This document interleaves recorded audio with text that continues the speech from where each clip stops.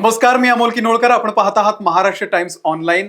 आजच्या या अर्थविषयक खास पॉडकास्टचं नियोजन यासाठी आहे की भारत आणि न्यूझीलंड यांच्यामध्ये एक महत्वाचा करार झालेला आहे. आणि या कराराचं महत्व यामुळे वाढलेलं आहे की सध्या जगभरामध्ये कशी अस्थिर परिस्थिती आपल्याला माहिती आहे. भारत आणि अमेरिकेचे जे संबंध आहेत गेल्या काही महिन्यांपासून म्हणा किंवा वर्षभरापासून 2 वर्षांपासून म्हणा, ज्या पद्धतीनं टेरिफ आपल्यावरती लावलेला आहे त्यामुळे आपल्या व्यापारावरती सुद्धा बऱ्याच मर्यादा आलेल्या होत्या. तर अशामध्ये भारत आणि न्यूझीलंडमध्ये झालेला हा मुक्त व्यापार करार जो आहे तो फार महत्वाचा आहे. त्याचं महत्व किती आहे आणि याचा येत्या काळामध्ये कसा फायदा होणार आहे हे अगदी आपण सोप्या भाषेमध्ये समजून घेऊयात. आपल्यासोबत नेहमीप्रमाणे महाराष्ट्र टाइम्सचे सहाय्यक वृत्त संपादक श्री वैभव वजे सर आहेत. वाणिज्य विषयक अर्थविषयक त्यांचा बराच अभ्यास आहे, तर ते आपल्याला या सगळ्या करारासंदर्भामध्ये सविस्तर माहिती देतील. सर, आपलं स्वागत आहे. हा जो भारत आणि न्यूझीलंड यांच्यामध्ये मुक्त व्यापार करार झालेला आहे, सध्याची जी परिस्थिती आहे, सध्याचं जे युद्धजन्य परिस्थिती आहे, अस्थिरता आहे संपूर्ण जगामध्ये, महागाई वाढतीये, अशामध्ये हा करार होणं भारतासाठी किती महत्वाचं आहे? अत्यंत महत्वाचं होतं, कारण हा खूपच काय अवेटेड ज्याला म्हणतो आपण असा करार आहे. याचं कारण 2024ची जर का आकडेवारी बघितली तर जवळजवळ $2.5 अब्ज आपला आणि न्यूझीलंडचा व्यापार आहे. तो हा करार झाल्यानंतर आता हा करार ऑक्टोबर पासून लागू होईल असं दोन्ही देशांनी ठरवलेलं आहे. 2026 यावर्षी ऑक्टोबर पासून तो जर लागू झाला तर हा व्यापार वर्षभरात जवळजवळ $5 अब्ज पर्यंत जाईल, म्हणजे दुप्पट होईल अशी ही शक्यता आहे. आणि एकंदरच भारत आणि न्यूझीलंड हे दोघं शांतताप्रिय देश आहेत. त्यामुळे आपापल्या वस्तू एकमेकांना विकाव्यात आणि त्यातून फायदा कमवावा हाच त्यांचा उद्देश आहे. त्यामध्ये कुठेही एकमेकांवर कुरघोडी करण्याचा वगैरे काही विचार नाही आहे. आणि याच्यातून अर्थातच मॅन्युफॅक्चरिंग, फार्मास्युटिकल, IT या ज्या काही भारतातल्या आत्ताच्या सध्या ज्याला आपण म्हणतो की आघाडीवर असलेले उद्योग किंवा उद्योग क्षेत्र आहेत त्यांना निश्चितच फायदा होईल. तुम्ही 2-3 क्षेत्रांचा उल्लेख केला. ओव्हरऑल या सगळ्या डीलमध्ये नेमकं काय ते जरा सविस्तर सांगा. नाही, या डीलमध्ये असं आहे की एकतर भारतीय वस्तूंना न्यूझीलंडमध्ये 0 शुल्क देऊन प्रवेश मिळेल, म्हणजे निर्यात शुल्क मुक्त होईल. 100% ड्युटी फ्री. 100% ड्युटी फ्री होईल. म्हणजे न्यूझीलंडलाही तो काय वास्तविक भावामध्ये मिळेल, त्याच्यावर त्यांनाही काही शुल्क भरावं लागणार नाही. त्यामुळे अर्थातच भारतीय वस्तूंची मागणी वाढेल. त्याचप्रमाणे तयार कपडे, कापड, त्याच्यानंतर चामड्याची उत्पादनं, पादत्राणं, रत्ने, दागिने आणि अभियांत्रिकी वस्तू आणि प्रोसेस्ड फूड या सगळ्यांमध्ये एक स्पर्धा वाढेल.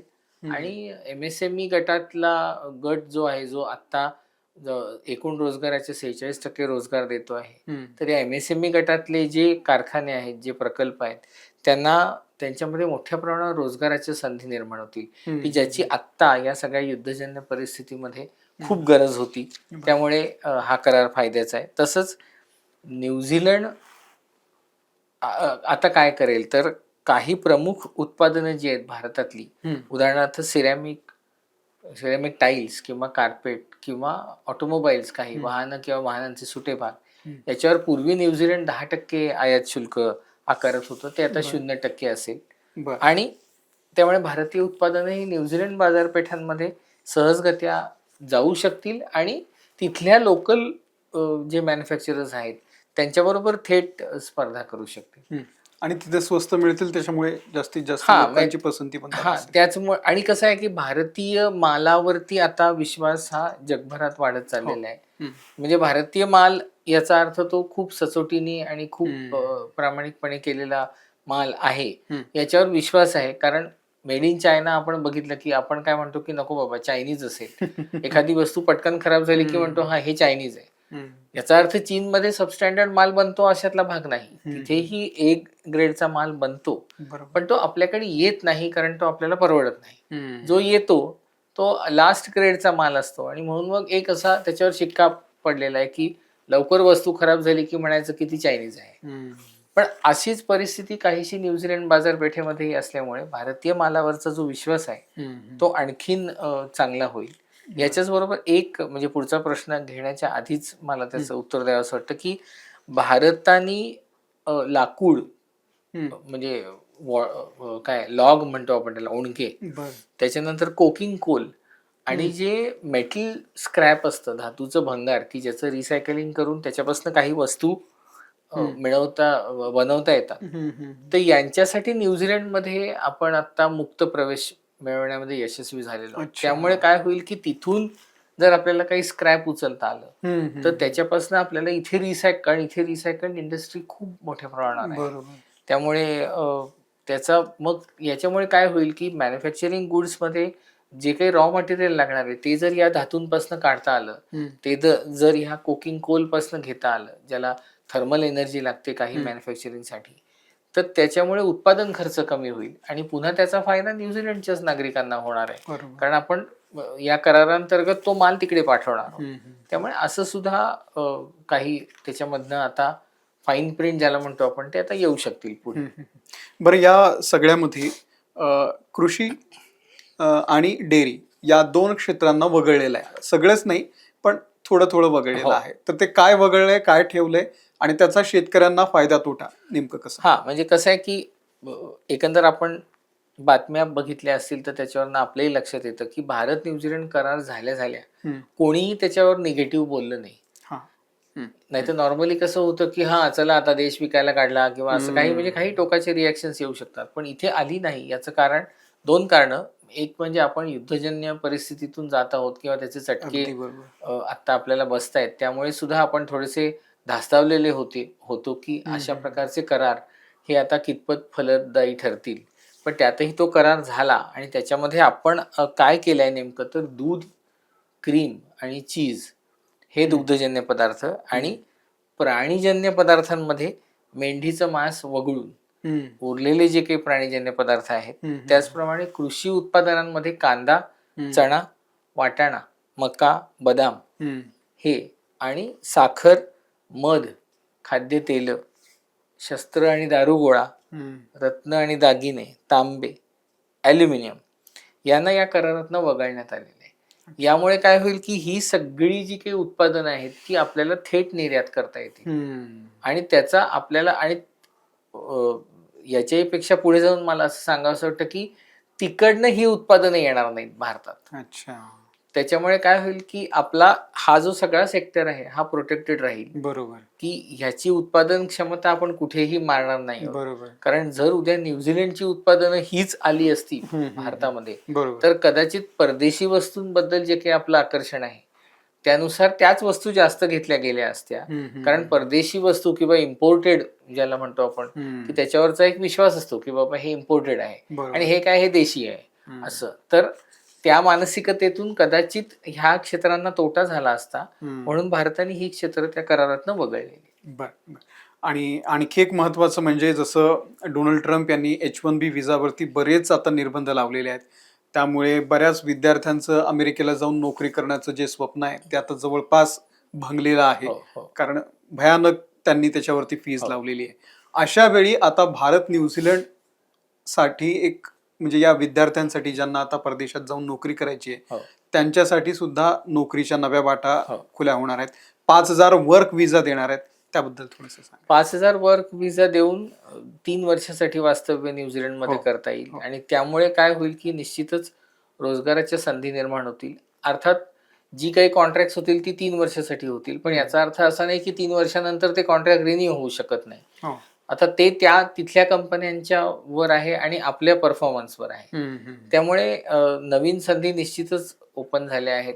आता अमोल तुम्ही पाहिलं असेल की काही वर्षांपासून रशिया आणि जर्मनी, रशिया आणि फिलिपाईन्स इथे आपली मुलं आता शिक्षणासाठी जात आहेत. म्हणजे विशेषतः मेडिकल फील्ड जे आहे त्याच्यासाठी पदव्या मिळवण्यासाठी आता फिलिपाईन्स आणि रशियामध्ये जाण्याचा ओघ हा प्रचंड प्रमाणात वाढलेला आहे. युक्रेनमध्ये किती होते? याचं कारण आपल्याकडे तिथून आल्यानंतर पूर्वी परत एकदा अख्खा MBBS चा कोर्स करावा लागत होता, पण आता फक्त सर्टिफिकेट परीक्षा द्यावी लागते की ज्याच्यासाठी आपला इंडियन मेडिकल असोसिएशनचा लायसन्स जो असतो प्रॅक्टिस करण्यासाठीचा तो मिळवण्यासाठी. बरं. त्यामुळे हे जसं दारं खुली झाली तशीच ही न्यूझीलंडने सुद्धा दारं खुली केलेली आहेत. कारण शेवटी त्यांनाही हे पटलंय की भारतीय बुद्धिमत्ता हो.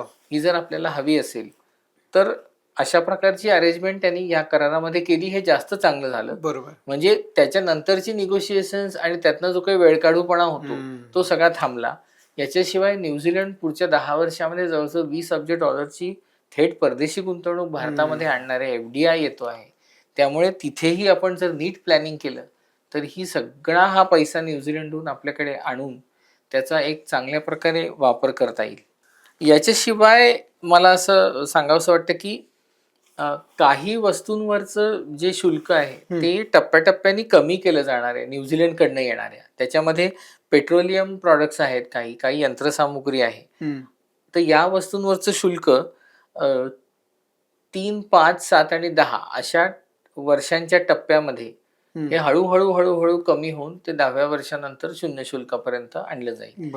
आता ह्याच्यामध्ये पेट्रोलियम प्रॉडक्ट्सचा आग्रह न्यूझीलंडचा होता, पण आपल्याकडे मोठमोठ्या रिफायनरीज असल्यामुळे आणि आपण रिफायनरी उद्योगामध्ये अग्रेसर असल्यामुळे त्याला प्रोटेक्ट करण्यासाठी म्हणून आपण हे 3, 5, 7 आणि 10 वर्षांचा त्यांना कंडिशन घातली की आम्ही हळूहळू ते कमी करू. जसं तुमच्या पेट्रोलियम प्रॉडक्ट्सवरचा कॉन्फिडन्स वाढत जाईल तसं आम्ही हे कमी करू. हे सुद्धा न्यूझीलंडसाठी आपण सांगितलेलं आहे. आणि एकंदर आता ही जी परत पाठीमागच्या मुद्द्याकडे येतो की आधीच्या की $20 अब्ज जी थेट परदेशी गुंतवणूक आहे तर त्याच्यामध्ये जो आराखडा आहे तो मात्र आपल्याला न्यूझीलंडला सादर करायचा आहे. त्या आराखड्यामध्ये काही तफावत आढळली तर त्याच्यामध्ये एक रिबॅलन्सिंग क्लॉज नावाचं एक कलम टाकण्यात आलेलं आहे की ते पुन्हा एकदा रिबॅलन्स करून न्यूझीलंडकडे पुन्हा पाठवायला लागेल आणि मग ती गुंतवणूक येईल. म्हणजे गुंतवणुकीमध्ये कुठेही न्यूझीलंड काय पैसा कमी करणार नाहीये, फक्त त्यांना एक प्रॉपर आराखडा पाहिजे की याचा विनियोग हा भारत कसा करेल. त्याच्यासाठी अजून एक मुद्दा मला सांगावासा वाटतो की म्हणजे कसं आपण काय म्हणतात त्याला की आशियामधली ही म्हणजे भारत आणि चीन यांचं मिळून आत्ता सध्या आशियाई देशांमधलं जे कॉन्ट्रीब्युशन आहे ते 46% आहे असा इंटरनॅशनल मॉनिटरी फंडाचा नुकताच रिपोर्ट आलेला आहे की आशियाई देशांमध्ये संपूर्ण कॉन्ट्रीब्युशन करणारे हे 2 दिग्गज देश आहेत, भारत आणि चीन. तर भारताचं प्लॅनिंग इतकं आता सध्या परफेक्ट आहे की आपण युरेशियन युनियन नावाचं एक युनियन आपण आणि रशियाने मिळून स्थापन केलेलं आहे. आणि त्याचा जे त्याला EEAEU असं म्हणतात. तर त्या युरेशियन इकॉनॉमिक युनियन बरोबर आपण एक प्रस्तावित मुक्त व्यापार करार करतो आहोत आणि त्याची आता पुढची फेरी जून महिन्यामध्ये होईल. त्यामुळे ही जर का झाली तर या गटामध्ये असणारे जे देश आहेत म्हणजे आर्मेनिया, बेलारूस, कझाकस्तान आणि किर्गिस्तान आणि भारत आणि रशिया हे सगळे देश आहेत. तर हा एक वेगळा गट आहे जो संपूर्ण उत्तर युरोप आणि उत्तर युरेशिया ज्याला म्हणतो तिथे सगळा कार्यरत आहे आणि तिथेही व्यापार वाढवण्यासाठी या सगळ्या कराराचा उपयोग होईल. त्यामुळे ही 5 राष्ट्र आणि भारत यांचा हा सगळा करार. तर याचं आपण एक प्रायमरी डॉक्युमेंट साईन केलं होतं 20 ऑगस्ट रोजी गेल्या वर्षी, पण त्याच्यानंतर पुढे काही झालं नाही. त्याची पहिली फेरी नोव्हेंबर 2025 दिल्लीमध्ये झालीही होती, पण मग नंतर ही सगळी जी काही अशांतता एकंदर सुरू झाली त्याच्यानंतर बरं आपणही त्या GST कपात आणि या सगळ्यात मध्ये ट्रम्पचे टॅरिफ आणि सप्टेंबर नंतर आपल्याकडे तेही नाटक सुरू होतं. त्यामुळे आपला थोडा तो मागे पडला मुद्दा, पण आपण आता तो पुढे नेऊ असं दिसतंय एकूण. त्यामुळे हाही एक मोठा बदल येत्या काळात अपेक्षित आहे. आणि फक्त म्हणजे आता आपली जबाबदारी हीच राहील की परत आपण जसं वेगवेगळ्या व्हिडिओमधनं हे सांगितलेलं आहे की आपले जे प्रेक्षक आहेत त्याच्यामध्ये जे उद्योजक आहेत त्यांनी आता लक्षात ठेवावं की आपल्याला आता यंत्रणेला हलवायचंय. बरोबर की वरिष्ठ पातळीवर निर्णय चांगले घेतलेले आहेत, आता ते तुम्ही राबवा आणि त्याचा फायदा आम्हाला द्या. याच्यासाठी म्हणून उद्योजकांनी फुलप्रूफ प्रकल्प आराखडा तयार करावा आणि तो संबंधित प्रशासकीय यंत्रणेकडून तो राबवून घ्यावा. त्यासाठी यंत्रणेला भाग पाडावं, हे आता आपली जबाबदारी. निश्चित सर, खूप महत्वाची आणि खूप सोप्या भाषेमध्ये तुम्ही सगळे हे समजून सांगितलं, त्याबद्दल आपले आभार. मला वाटतं प्रेक्षकांमध्ये पण ज्या काही शंका असतील किंवा हा जो करार आहे भारत आणि न्यूझीलंडचा करार किंवा येणारा जो करार तुम्ही नवीन एक Eurasian वेगळंच Unionचा. समीकरण सांगितलं ते, तर येत्या काळामध्ये भारत फक्त अमेरिकेवरती किंवा युरोपावरती अवलंबून न राहता तो आपापल्या व्यापाराच्या वेगवेगळ्या वाटा शोधतोय आणि हा त्यातलाच एक भाग आहे. सर, धन्यवाद, तुम्ही सगळी माहिती दिली त्याबद्दल. आणि तुम्हालाही या सगळ्या एपिसोडमध्ये आणखी काही शंका असेल तर तुम्ही नक्कीच खाली कमेंट करा. सोबतच तुम्हाला आणखी कोणत्या विषयावरती अशा पद्धतीचे पॉडकास्ट ऐकायला आवडतील ते सुद्धा सुचवा. आम्ही निश्चित ते पॉडकास्ट करण्याचा नक्की प्रयत्न करू. धन्यवाद.